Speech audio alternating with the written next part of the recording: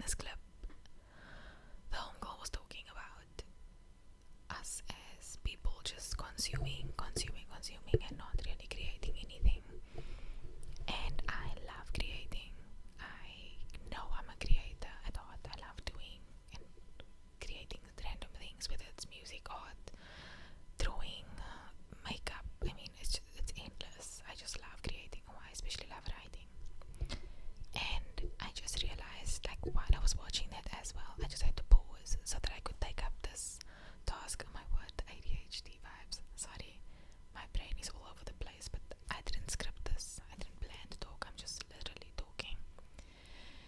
And this task came out of a book about how to get your spark back. Now, I don't have the book.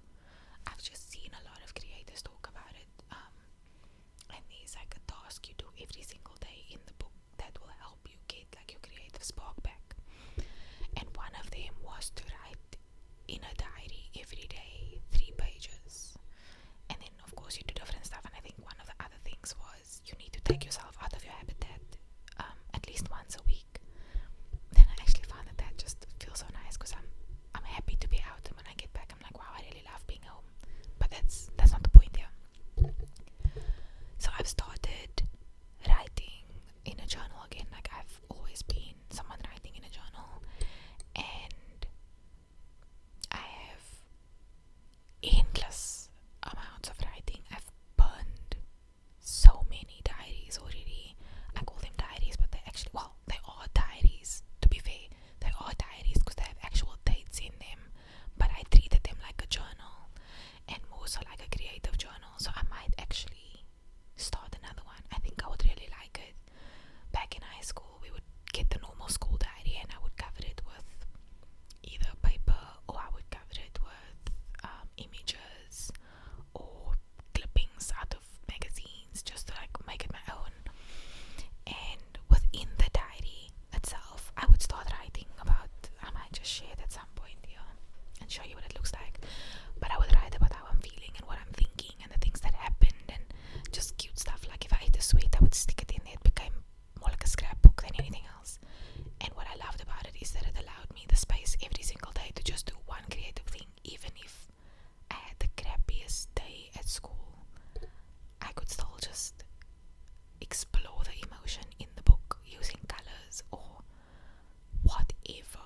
I mean, I found a way. Don't mind the mess in the background. I might just put a background on. But in the